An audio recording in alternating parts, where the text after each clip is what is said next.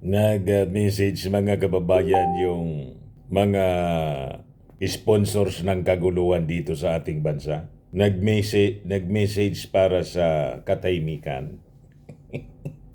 The authors and sponsors, mga kababayan ng kaguluhan, nakikiisa daw sila sa peace rally. Sabi ni Sara Duterte at saka ni Digong. Maniwala kayo sa mga taong ito. Ginagamit kasi nila mga kababayan yung rally ng Iglesia ni Cristo. Ewan ko yung Iglesia kung nagpapagamit din. Naglalaro din siguro mga kababayan. Hoping na baka niya sa 2028 manalo si Sara. Sabi pa naman ni Sara mga kababayan doon sa rally hindi pala rally yon. Meet and greet sa Japan. She is seriously considering mga kababayan to run for president. May declaration agad. Kaya ba, Sara seriously considering running in 2028 elections. Ito yung kanyang statement sa pakikiisa sa katahimikan. Sa peace rally kanina mga kababayan, yung mga nanggugulo sa ating bansa, nakikiisa sa katahimikan daw. Peace and unity. Ayan. FPRRD pinasalamatan buong INC sa Rally for Peace. This is what our country needs. Sila yung sponsor po ng kaguluhan, nanggugulo sa ating bansa. Pagkatapos, ang statement nila, nakikisa sila sa katahimikan. Saan kapulutin yan mga kababayan ng mga uri ng mga politiko? But before natin pag-usapan mga kababayan yung mga mainit na balitang yan, click subscribe muna dito sa ating YouTube channel and hit the notification bell para lagi po kayong updated sa mga kaganapan dito sa ating bansa. Like and share na rin po ninyo ng ating video. At wag na rin po ninyo na skip yung ating mga commercial ads para tuloy-tuloy lang ang pag-unlad ng bagong Pilipinas. Itong ating programa mga kababayan, atid sa inyo nitong ating mga sponsors. Firmax Firming and Lifting Cream.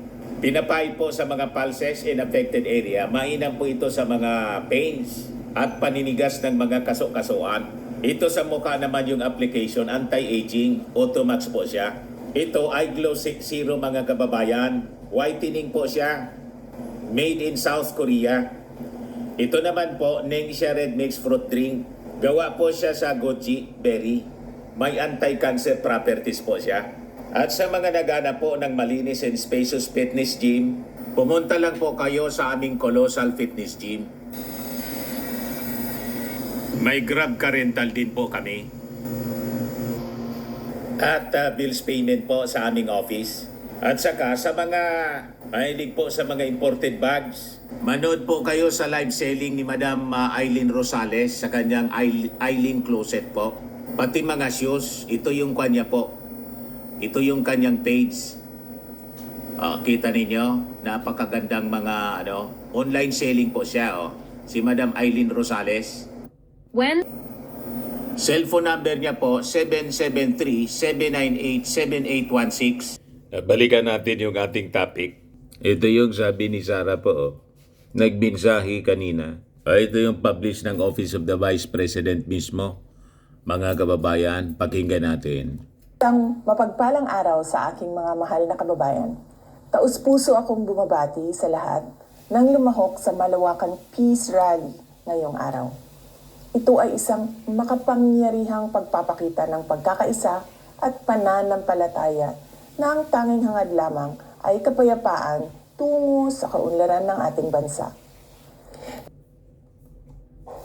Nagpapasalamat ako sa ating mga kapatid sa Iglesia ni Cristo sa inyong patuloy na pagsisikap na maghatid ng pagkakaunawaan at pagkakaisa sa ating mga kababayan. Sa gitna ng tumataas na presyo ng bilihin, kahirapan, at iba pang suliranin, ang isang mapayapa at nagkakaisang Pilipinas ay hindi kailanman matitinag at paulit-ulit na aahon sa gitna ng hamon ng panahon. Muli, sa aking mga kababayan, maraming salamat sa inyong malasakit sa bayan. Mabuhay ang sambayanang Pilipino. Diyan na niya, Mr. Maravillas, ang masasabi mo. That is pure hypocrisy, mga kababayan. Kasi sabi nga natin, ang kaguluhan dito sa ating bansa, ang sponsor po sila. Sila mismo ang may gawa. Silang mag-ama. Ang pagkakawatak-watak, mga kababayan, ng sponsor, silang mag-ama. Siya yung nagbanta. Sila yung nangaaway. Pagkatapos dahil po sa isinagawang peace rally ng INC, nakikiisa daw sila. Pagkatapos, sabay banat sa gitna daw ng mataas, patuloy na pagtaas ng presyo ng mga bilihin. Pero, patama, mga kababayan, nakikiisa siya, pero may patama. Sabi niya, no, she emphasized the critical role of peace and unity in addressing national challenges such as rising prices, poverty, and other pressing issues. Sabi niya, sa gitna ng tumataas na presyo ng bilihin, kahirapan at iba pang suliranin, ang isang mapayapa at nagkakaisang Pilipinas ay hindi kailanman matitinag at paulit-ulit na aahon sa gitna ng hamon ng panahon. Hindi man sila nakikiisa, mga kababayan, hindi man sila tumutulong kung paano ayusin ang kahirapan. Yung inisponsor ng Kongres na AKAP, ayuda para sa kapos ang kita, galit sila. Paano makakaahon sa kahirapan ang ating mga mamamayan kung yung inisponsoran po ng Kongres at gustong implement ang ating Pangulong Bongbong Marcos na ayuda para sa mga kapos ang kita, yung tupad, pinopolitika nila. Di ba? This is a total hypocrisy, mga kababayan. Yung mga pahayag ni Sara Duterte, payag ng mag-ama, pati ng mga senador na tulad ni Bato, Bongo, Robin Padilla, nakisali po doon. Yung mga politiko, pinapalabas, yung ipinaglalaban po ng Iglesia ni Cristo, parehas ng kanilang ipinaglalaban. Parehas ng kanilang advocacy. Paano naging parehas po? Na sila po nandun sa panggugulo. In fact, yung mga karatula, yung mga placards pong dala ng Iglesia ni Cristo, malinaw pong patama sa kanila. Yan yung mga placards. Aming kahilingan, kapayapaan ng bayan. O sino yung nanggugulo? Di ba yung mga Duterte yung nanggugulo? So kung ang hiling ng Iglesia ni Cristo, kapayapaan, itong placards na to, mga kababayan, itong panawagan sa mga Duterte. Kasi sila po yung nanggugulo. Sila yung hindi nakikiisa. And in fact, si Sara Duterte, kumala sa unity, di ba malinaw yon? At pinagbantaan ng ating Pangulong Bongbong Marcos. Ito pa, magkaisa, huwag mang-isa. Pagkatapos, biglang nagpa-picture dyan sa dala-dalang poster, mga kababayan, ng mga nagraraling Iglesia ni Cristo, si Bato de la Rosa, pinalalabas ng administrasyon gustong mang-isa. Sino ba yung nag-attempt na tanggalin, mga kababayan, ikodita si Martin Romualdez kung hindi si GMA, nakaalyado nila? Pagkatapos ng mabigo, tinanggal, mga kababayan, dinimote si GMA, nagalit si Sara Duterte, tinawag na tambaluslo si Martin Romualdez kasi hindi sila nagtagumpay.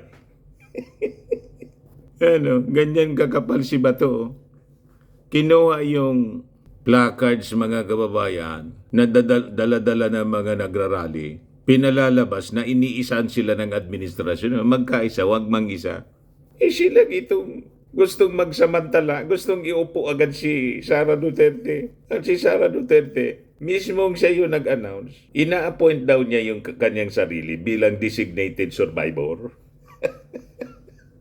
Di ba malinaw po ang mensahe? At si Digong mismo, ginagatungan yung armed forces na mag-alsa laban sa administrasyon. O sino ngayon ang gustong mang-isa? Di ba? Pagkatapos, ang lakas ng loob ni Bato, magbandera ng ganyang placard.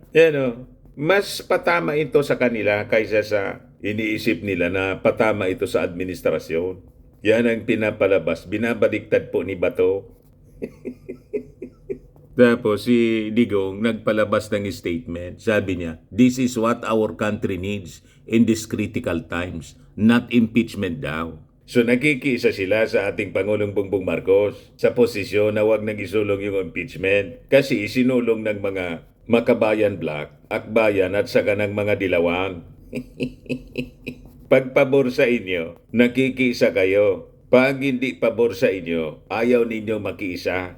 Yan mga kababayan ang problema dito sa mga grupong ito. But anyway, malinaw naman po na kahit may peace rally po na isinagawa yung mga members ng Iglesia ni Cristo, ako sa tingin ko po, personal na kong analysis po, magiging tuloy-tuloy pa rin po ang impeachment kasi the Congress should act on it. Kasi verified na po, naghihintay lang po siya ng timing. Unang-una, based sa survey mga kababayan ng SWS, 41% sa ating mga mamamayang Filipino pumapabor po sa impeachment complaint. Pumapabor na i-impeach si Sara Duterte or tanggalin na bilang Vice Presidente. 61% sa Pulse Asia survey, pabor sa ginagawa po ng Congress, especially ng Quadcom. Yun ang malinaw po. At sa tingin ko mga kababayan, hindi papayag ang ating mga mamamayang Filipino, the majority, na hindi mapanagot ang tulad po ni Sara Duterte at saka po ni Digong. Matapos ng kanilang mga ginawa, palilipasin lang po. Madaling sabi, yung accountability, hindi papayag yung ating mga mamamayang Pilipino, hindi sila mapanagot. Malinaw po ang pulso ng bayan. And remember, yung mga members ng Iglesia ni Cristo, 2.8 million man lang po sila. 110 million na po tayo na mga Filipino. And in fact, sa mga registered voters po, maliit na porsyento lang po ang Iglesia ni Cristo. Kaya lang, active lang sila, mga kababayan, pagdating sa politika. Pero sabi nga natin sa mga previous natin na broadcast, hindi naman po lahat ng mga ini-endorse ng Iglesia ni Cristo na nanalo. Kung majority po sa mga ini-endorse nila na nanalo, kasi yung ini-endorse nila, winnable.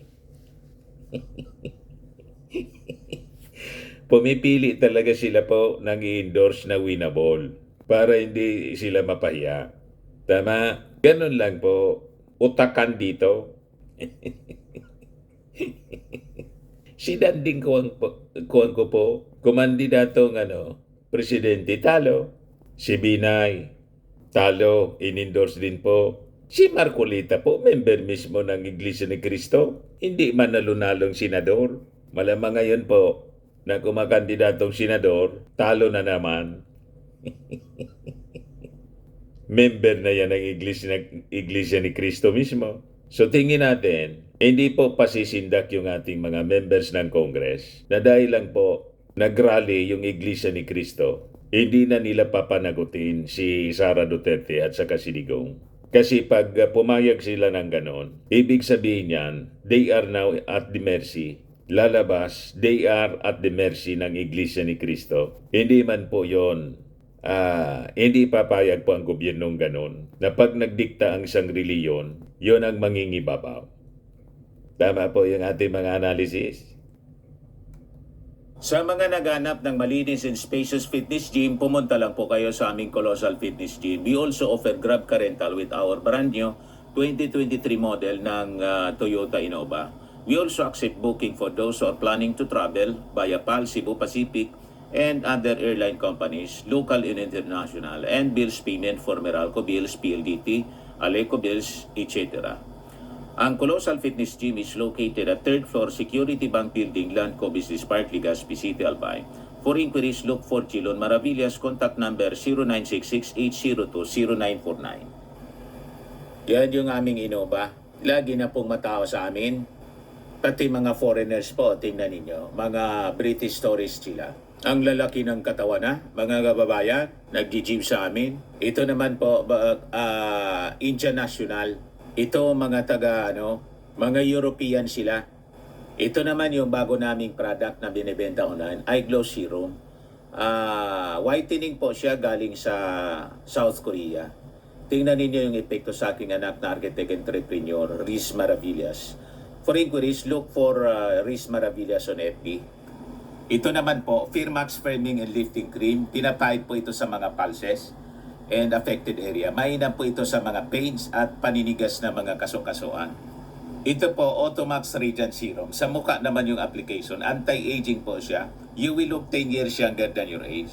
Sa mga cancer patients naman po, baka lang gusto ninyo itong itry. Nengxia Red Mixed Fruit Drink. Hindi man po siya gamot, food supplement siya. Kaya lang, gawa siya mga kababayan sa goji berry. Yung goji berry may anti-cancer properties. Yung mga inquiries ninyo, dumiretso na lang kayo sa aming messenger sa Facebook para masagot namin agad. Ayos po? Ako po si Dante Maravillas. Bye-bye. God bless.